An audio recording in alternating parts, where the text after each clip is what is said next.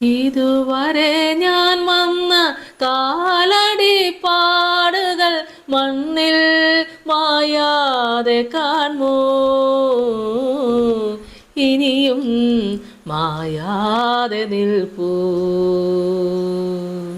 കർത്താവ് എനിക്ക് ഏറ്റവും പ്രിയപ്പെട്ടവരെ 66 സങ്കീർത്തനം അതിൻ്റെ 10 മുതലുള്ള വചനഭാഗങ്ങൾ നമുക്ക് വായിക്കാം. ദൈവമേ, നീ ഞങ്ങളെ പരിശോധിച്ചിരിക്കുന്നു, വെള്ളി ഊതിക്കഴിക്കുന്നത് പോലെ നീ ഞങ്ങളെ ഊതിക്കഴിച്ചിരിക്കുന്നു. നീ ഞങ്ങളെ വലയിൽ അകപ്പെടുത്തി ഞങ്ങളുടെ മുതുകത്തെ ഒരു വലിയ ഭാരം വെച്ചിരിക്കുന്നു. നീ മനുഷ്യരെ ഞങ്ങളുടെ തലമേൽ കയറി ഓടിക്കുമാറാക്കി. ഞങ്ങൾ തീയിലും വെള്ളത്തിലും കൂടി കടക്കേണ്ടി വന്നു, എങ്കിലും നീ ഞങ്ങളെ സമൃദ്ധിയിലേക്ക് കൊണ്ടുവന്നു.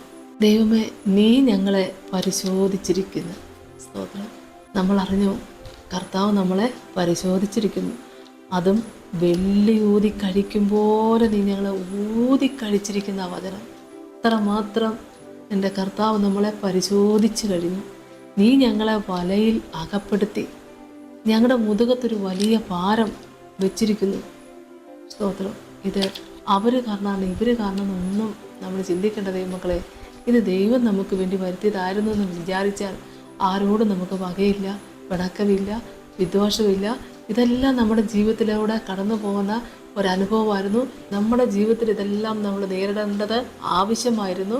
പക്ഷേ നമുക്ക് മനസ്സിലായ ഇതെല്ലാം നമ്മുടെ ജീവിതത്തിൽ കടന്നു വന്നപ്പോഴും, ഇത്രയേറെ സങ്കടകരമായ അനുഭവങ്ങളിലൂടെ കടന്നു പോകേണ്ടി വന്നപ്പോഴും നമ്മുടെ കാല് വഴുതിപ്പോകാതെ നമ്മളെ കാത്തുപരിപാലിച്ച് ദൈവത്തിൻ്റെ സ്നേഹത്തെ ഒന്ന് ഓർത്താൽ ദൈവമക്കളെ എങ്ങനെയായി ദൈവസ്നേഹത്തെ വർണ്ണിച്ച് നമുക്ക് തീർക്കാൻ പറ്റുന്നത്.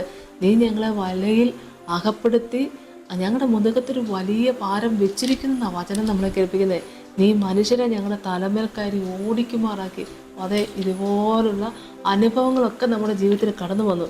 ഞങ്ങൾ തീരും വെള്ളത്തിലും കൂടി കടക്കേണ്ടി വന്നു, എങ്കിലും നീ ഞങ്ങളെ സമൃദ്ധിയിലേക്ക് കൊണ്ടുവന്നു. അപ്പോൾ സമൃദ്ധിയിലേക്ക് വരുന്നതിന് ഇപ്പുറം ഒരു വഴി കൂടെ നമുക്ക് കടക്കാനുണ്ട്.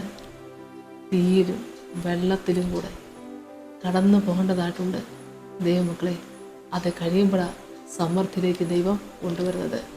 ആത്മാവിൻ്റെ സമൃദ്ധിയെക്കുറിച്ച് അത്രേ എനിക്ക് പറയാനുള്ളത്. കാരണം ഇവിടെ എന്ത് വാരി കൂട്ടിയാലും ആരും ഇവിടുന്ന് ഒന്നും കൊണ്ടുപോകത്തില്ല. സ്തോത്രം.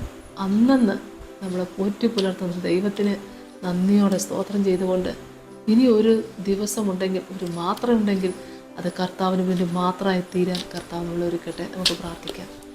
സ്തോത്രം. കർത്താവേ, കരുണാസമ്പന്ന എൻ്റെ സ്വർഗീയ നല്ല ദൈവമേ, കഷ്ടതയിലൂടെ കണ്ണുനീരിൻ്റെ അനുഭവത്തിലൂടെ കടന്നു പോകുമ്പോൾ അങ്ങ് ഞങ്ങളെ പരിശോധിച്ച് വെള്ളി ഊതിക്കഴിക്കും പോലെ നീ ഞങ്ങളെ പരിശോധിച്ച് കർത്താവെ ഞങ്ങളെ ഇത്രത്തോളം അവിടുന്ന് കാത്തു പരിപാലിച്ച കൃപയ്ക്കായി സ്തോത്രം ചെയ്യുന്നു കർത്താവേ. ഹല്ലേലൂയ. സ്തോത്രം. ഞങ്ങൾ തീയിലും വെള്ളത്തിലൂടെ കടക്കേണ്ടി വന്നു, എങ്കിലും ഞങ്ങളെ സമൃദ്ധിയിലേക്ക് കൊണ്ടുവന്നു. അതേ കർത്താവെ, ആത്മാവിൻ്റെ സമൃദ്ധിയിലേക്ക് ഞങ്ങളെ നയിച്ച ദൈവത്തിന് നന്ദിയോടെ സ്തോത്രം ചെയ്യുന്നു, സ്തുതിക്കുന്നു കർത്താവെ. പിന്നിട്ട വഴികളൊക്കെ ഓർത്താൽ എൻ്റെ കർത്താവിൻ്റെ സാന്നിധ്യം ഞങ്ങളുടെ കൂടെ ഉള്ളത് കൊണ്ട് കർത്താവെ ഇത്രത്തോളം ദൈവത്തെ മഹത്വപ്പെടുത്താനിടയെ. എൻ്റെ പിതാവേ, അവിടുത്തെ വാത്സല്യം എത്രയോ വലുത്, അവിടുത്തെ കരുതൽ എത്രയോ വലുത്. അവിടുന്ന് ഞങ്ങളെ സ്നേഹിക്കുന്ന പോലെ സ്നേഹിക്കാൻ ലോകത്താർക്ക് പറ്റും കർത്താവേ. ആമേൻ.